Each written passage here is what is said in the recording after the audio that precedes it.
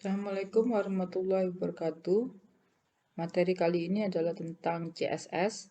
Ada yang menyebutkan cascading style sheet seperti ini. Ada yang bilang cascade styling sheet.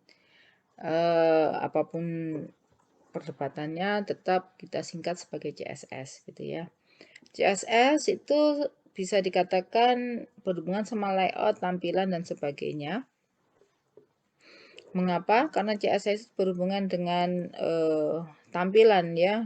Nih, di mana mengontrol format, memang bertugas untuk mengontrol format tampilan sebuah halaman web. Nih, contohnya ya. Nah, CSS yang saya berikan masih CSS versi 2 ya, CSS 2. Nanti kalau mau Anda perlebar, Anda bisa, atau mau Anda perdalam, bisa Anda kenal aja sedikit tentang yang namanya CSS versi 3 atau CSS 3. Untuk struktur penulisannya seperti ini. Oke ya. Ada yang inline, maksudnya inline nanti disisipkan ke dalam tagnya HTML apapun itu bisa. Nanti kita kenal atribut namanya style. Kemudian ada yang internal, di mana diletakkan sebuah tag baru namanya style, tipenya text CSS. Kemudian bisa diletakkan sebelumnya tag body, gitu ya. Kemudian yang eksternal, di mana nanti semua CSS saya jadikan satu. Tinggal kita mengaktifkannya di HTML-nya menggunakan tag link href ini ya. Nah, ini adalah file eksternalnya. Dalamnya isinya cuman apa ya, bisa dikatakan scriptnya CSS ya. Oke.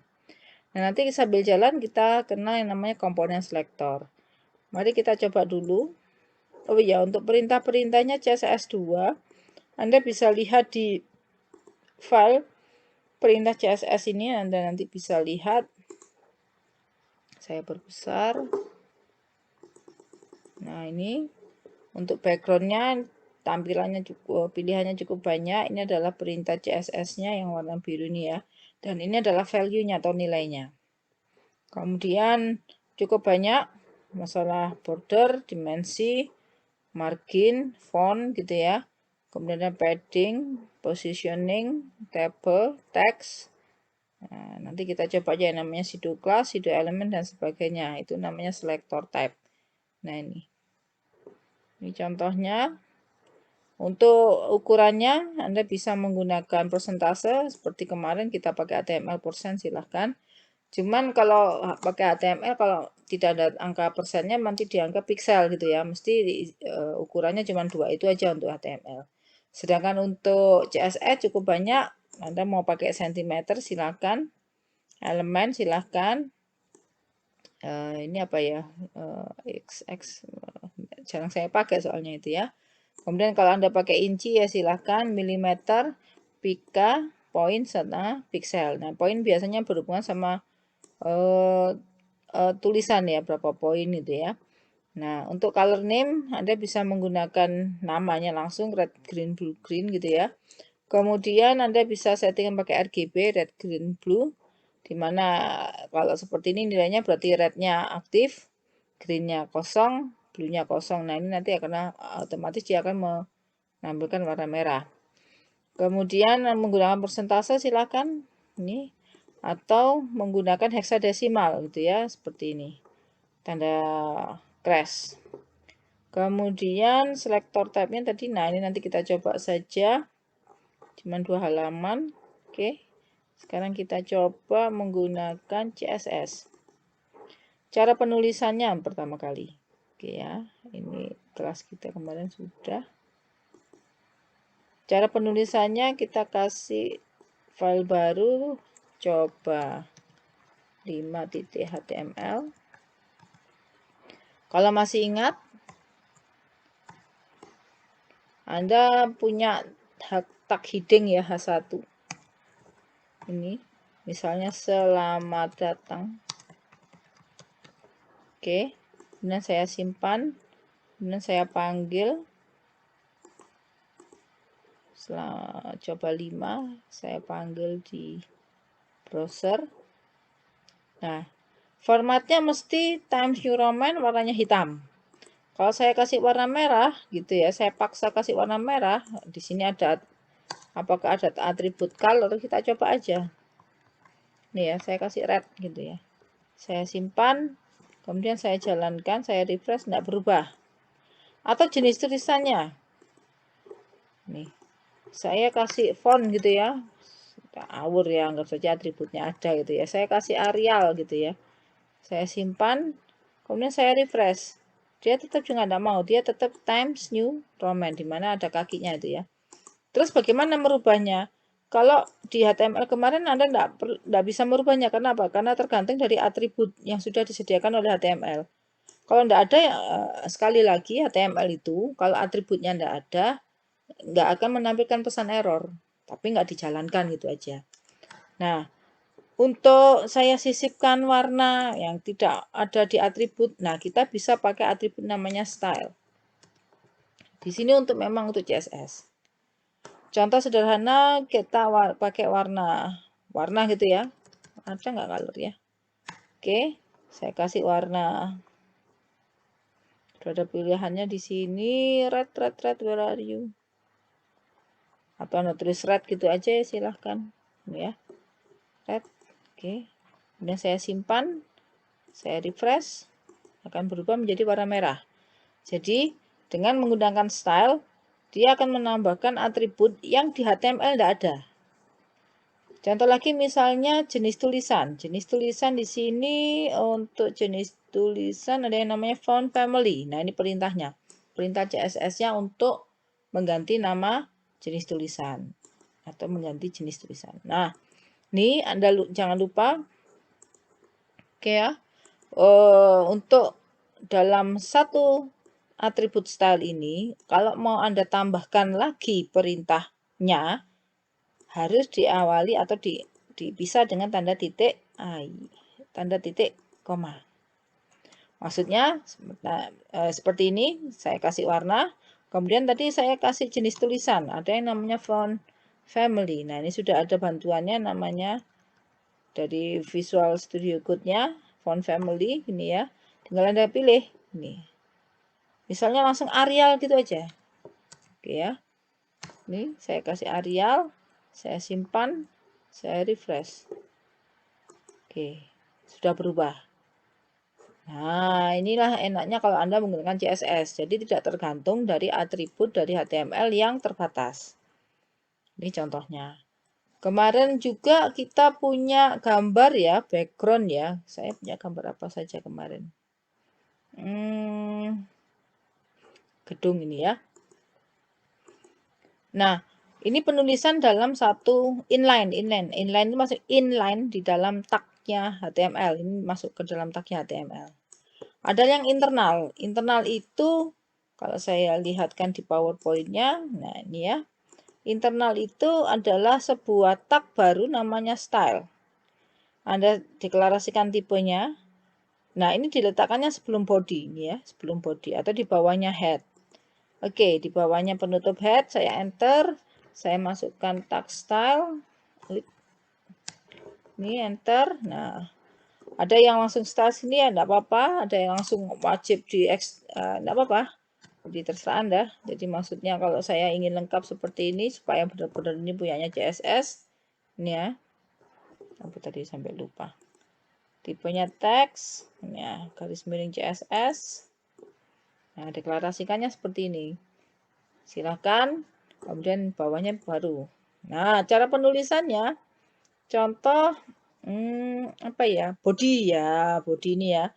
Jadi sebuah tag HTML itu bisa Anda modifikasi, Anda deklarasikan di sini. Nah, seperti ini. Bisa Anda enter. Jadi mau atau satu baris seperti ini silakan. Misal saya kasih background color, tak kasih warna silver misalnya ya. Nih. Saya simpan, kemudian saya refresh. Oke. Sudah berubah backgroundnya. Nah, ini yang namanya selektor ya. Kemudian yang ini adalah perintah CSS-nya dan ini adalah value-nya. Oke. Contoh sekali selain background apa ya? Ada lagi mungkin mau Anda kasih macam-macam, oke dulu ya. Oh ya, kemarin saya sedikit terangkan ada yang namanya background image ya. Jadi kalau saya kasih backgroundnya bukan abu-abu tapi saya kasih gambar, bagaimana caranya? Kalau kemarin kalau di HTML, kalau gambarnya kecil dia akan otomatis diulang. Tapi kalau misalnya saya cuman kecil, cuman saya diulang secara vertikal atau horizontal saja, apakah bisa? Bisa kalau di CSS gitu ya. Nih. Nah, misalnya enggak saya pakai background color, ada yang namanya background image. Nih, background image-nya apa dulu? Misal, saya ambil dari URL, dari gambar, nih sudah ada gambar, saya masukkan gedung seperti ini. Saya simpan, kemudian saya refresh. Oke, terlalu besar ya. Nah, cari yang gambar kecil mungkin bisa Anda perkecil. Bentar ya, saya cari gambar yang agak kecil.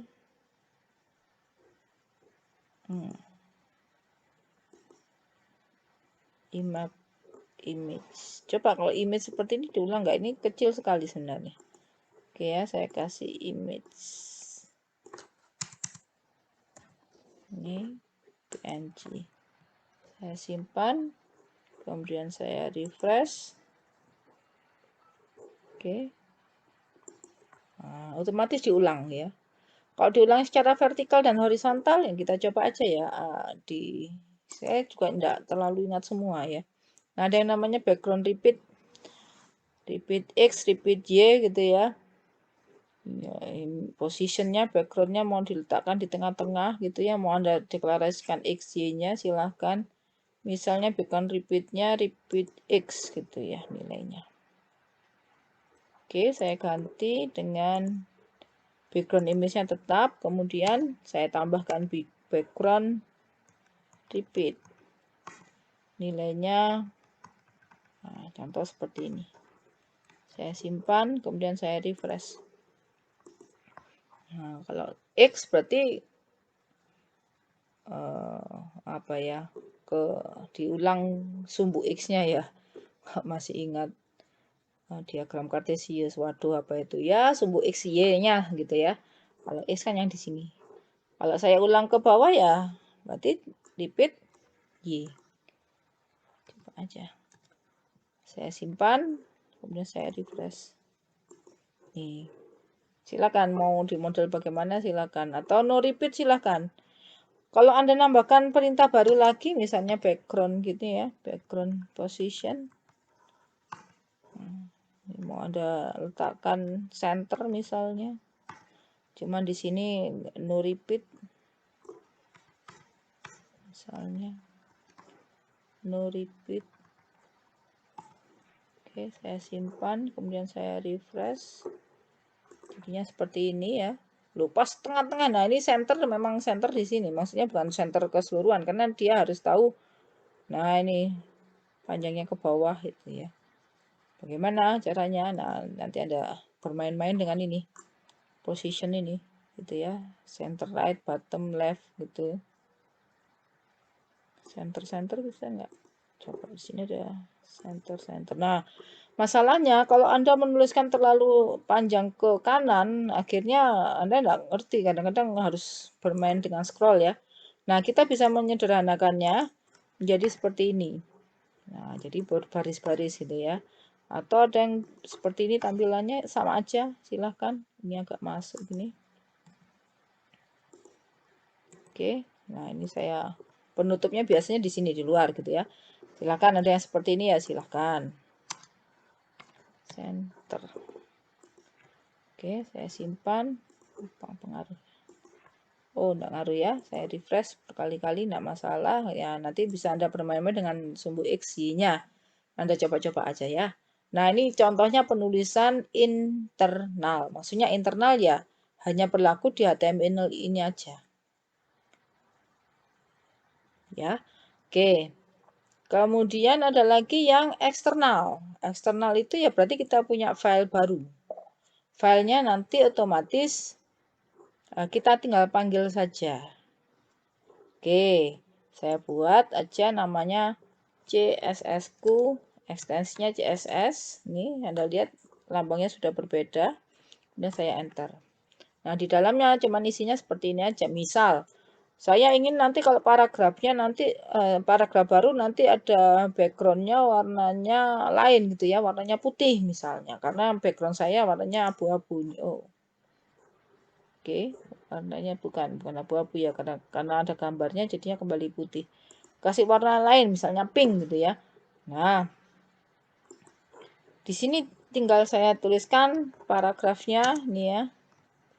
Ini selektornya saya kasih background color, tak kasih warna pink, where are you, apa ya, fuksia ini ya, silakan. Oke, saya simpan. Kemudian di coba 5 saya aktifkan nih paragraf. Oke, nah kemudian saya menuliskan lorem gitu aja ya. Nih saya kasih lorem lagi. Bu, kalau tulisannya panjang apakah juga bisa di tab seperti tadi? Ya silakan kalau mau di tab, atau mau tampilannya seperti di notepad gitu ya. Anda tinggal ke view, toggle word wrap seperti ini. Nah, ini kelihatan panjang ya. Oke ya, saya simpan, kemudian saya refresh. Apakah backgroundnya akan berwarna pink? Tidak. Kenapa? Karena yang Anda buat itu di CSS-ku.css. Masalahnya, apakah sudah Anda panggil di coba 5? Belum. Nah, cara manggilnya Anda bisa letakkan setelah head ya silahkan, di dalamnya head ya silahkan, sebenarnya sama aja sih. Di sini saya masukkan tag link. Ini ya. Ini hrefnya tinggal Anda masukkan CSS-ku titik CSS sudah ada ini. Oke ya. Kemudian saya simpan. Jadi enggak, kalau enggak jadi mungkin kurang lengkap. Nah, ternyata sudah nyambung dengan file eksternal yang namanya cssku.css. Oke ya. Nih. Terus apa bedanya? Kapan kita pakai inline? Kapan kita pakai internal? Kapan pakai eksternal? Oke ya. Kalau Anda ingin semuanya mulai dari coba 1, coba 2, coba 3, coba 4, nanti format paragrafnya akan backgroundnya pink. Nah, itu Anda bisa pakai eksternal. Maksudnya ini ada paragraf enggak ya? Di sini ada paragraf. Oh, ada. Yang ini ada paragraf. Ya tinggal kita aktifkan aja link. Oke ya, hrefnya tinggal cssku.css. Oke, kita simpan. Kita panggil aja coba 2. Oke ya. Copy paste aja. Coba 2. Oke, semua paragraf backgroundnya akan warnanya pink. Itu kalau Anda ingin formatnya sama. Jadi mulai coba 1, coba 2. Nah, kalau formatnya sama silakan. Tapi kalau Anda ingin cuma satu HTML saja yang formatnya beda, nah Anda bisa pakai internal. Contoh, body ini ya cuma body ini aja yang nanti ada backgroundnya warna seperti ini gitu ya. Atau supaya ada bedanya nanti ya cuman HTML ini yang nih saya simpan. Nah, HTML ini yang nanti backgroundnya seperti ini. Nanti HTML coba 2 nih backgroundnya enggak seperti itu. Anda lihat backgroundnya dia akan diulang terus ini, bukan repeat X lagi gitu ya. Kebetulan backgroundnya sama aja. Coba 3. Ya, nanti cuman hanya coba 5 aja yang backgroundnya berbeda. Nah, Anda bisa pakai internal. Kalau inline, Bu, ya kalau inline ya cuman tag di dalam bodinya aja itu yang berjalan. Yang warnanya merah, yang tulisannya Arial ya cuman ini aja. Bu, saya punya H1 lagi misalnya. Oke ya. Di Institut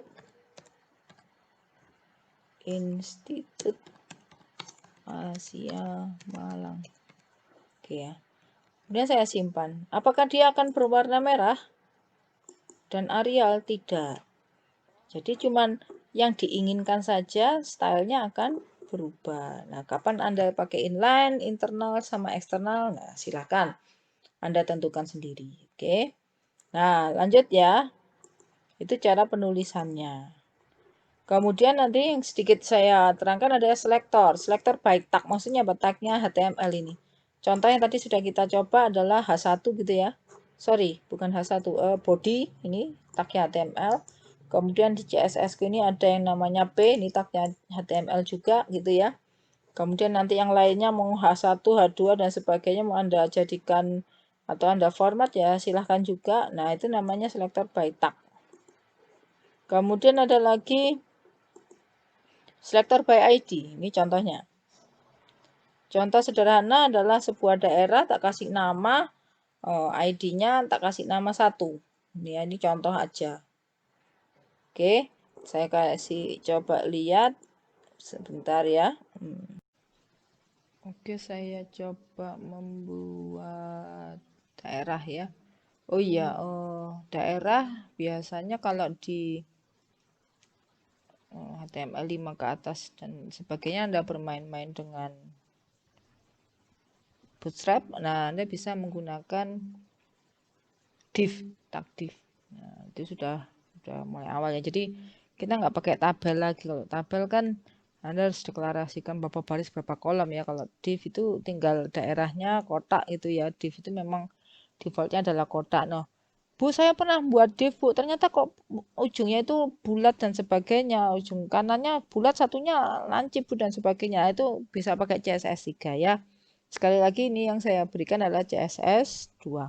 Nah, contoh kita buat aja di internal aja, kita buat. Nah, kalau ID diawali dengan tanda crash, kasih nama silahkan. Contoh seperti ini, saya kasih background colornya, saya kasih warna seperti ini. Kemudian lebarnya saya kasih 200 pixel px gitu ya. Kemudian height-nya juga 200 pixel. Oke. Kemudian saya panggil. Nah, saya panggil di tag div.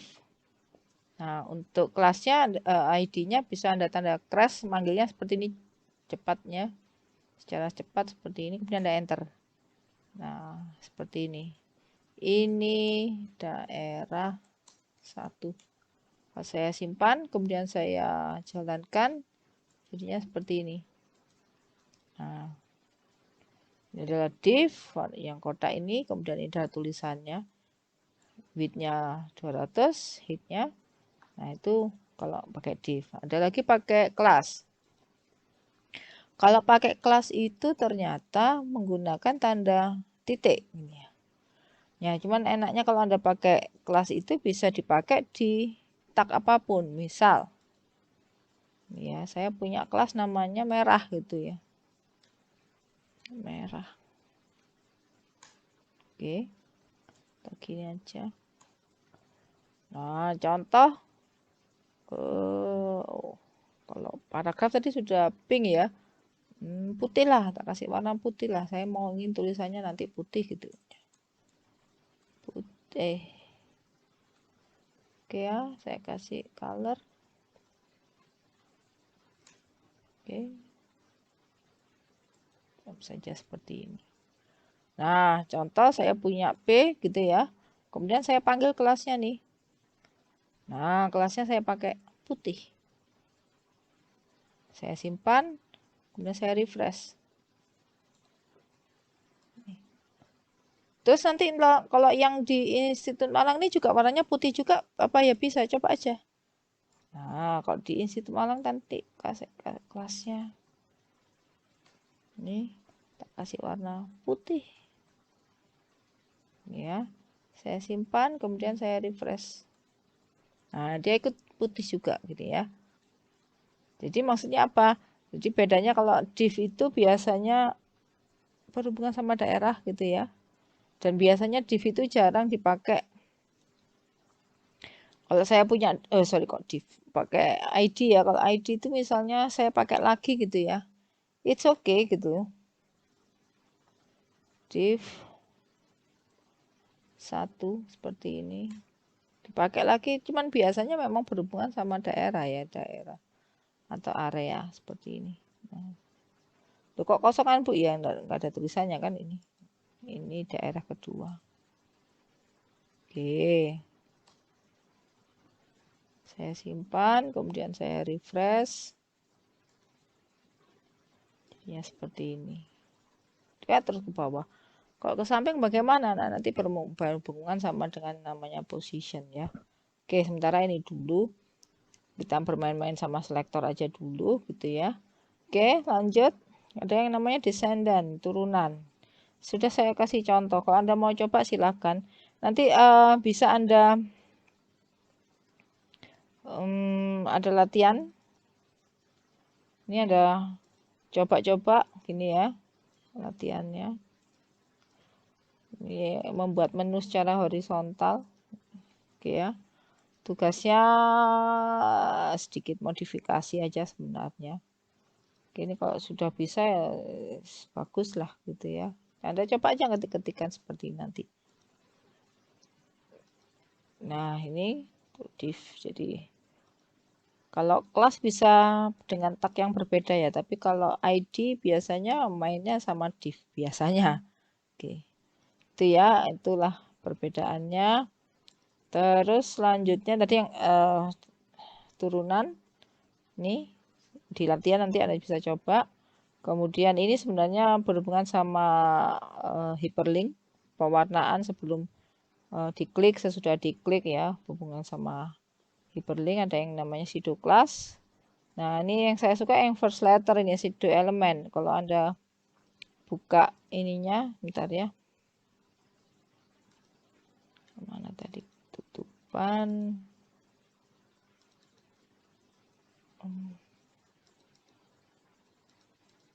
Sorry, pertemuan 5. Nah, di PDF-nya perbesar pseudo elemennya. Ini. Nah, pseudo elemen ada first letter, ada first line, ada before, after. Ini biasanya berhubungan sama paragraf memang. Itu ya, jadi kayak nah, saya sangat suka sekali pakai first letter. Cara penulisannya seperti ini. Ya, B jadi paragraf berhubungan dengan first letter. Nanti warnanya, jenis tulisannya dan sebagainya. Kita coba aja. Oke. B first letter. Ini ada bantuannya ya. Oke. Misalnya color saya kasih warna enggak, warnanya enggak berubah ya, bentar ya, ada saran penulisan. First letter, first, coba aja sih, kemudian oh iya bener, salah karena ini penutupnya yang ini.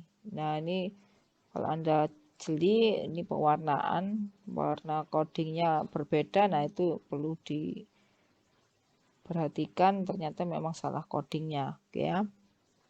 Contoh lagi, font family saya pakai Courier New.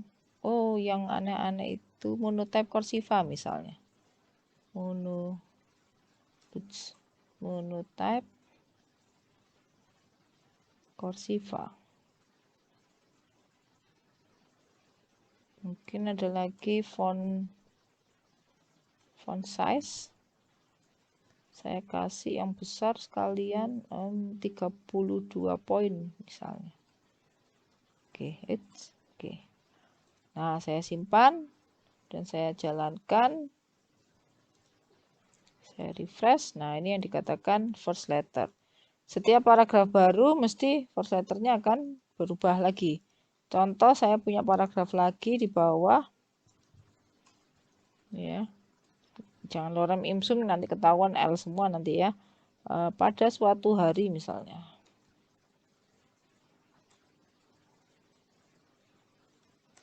Kemudian baru lorem ipsum, silakan.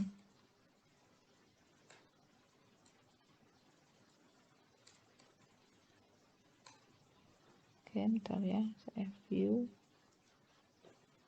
Nih, oke, saya simpan, kemudian saya refresh. Nih, jadi semuanya kan first letternya. Paragraf baru lagi, saya yakin first letternya juga begitu lagi. Oke ya, ini contohnya. Terus ada lagi, ini dynamic pseudo class, nanti Anda coba. Jadi nanti paragrafnya, nanti background colornya berubah. Ya cukup menyenangkan sebenarnya bermain-main dengan CSS gitu ya. Misalnya P, tadi apa tadi? Hover gitu ya.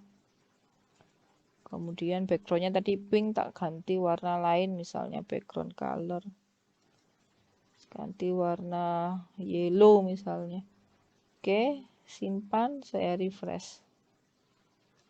Oke, nah ini. Hover itu kejadian waktu diarahkan mouse-nya ke objek ya. Nah, itu hover. Oke, kemudian, nah ini mau Anda coba juga, ini jarang sekali, tapi kalau Anda nanti ketemu dengan CSS seperti ini jangan bingung, ini maksudnya apa, jadi ini induknya gitu ya, namanya adalah, nah kalau nanti kalau ada italic ini I, masih ingat ya tag I, ini adalah anaknya dari paragraf, nanti warnanya akan berubah. Begitu juga untuk sektor adjacent, ini contohnya. Kalau Anda punya atau kenal yang namanya U+ seperti ini, maksudnya apa? Nah, ini sibling, saudaranya.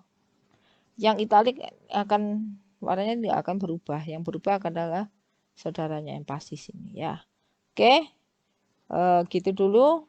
Selanjutnya otomatis latihannya Anda kerjakan ini. Kemudian nanti Anda kumpulkan gitu aja. Saya tutup. Assalamualaikum warahmatullahi wabarakatuh.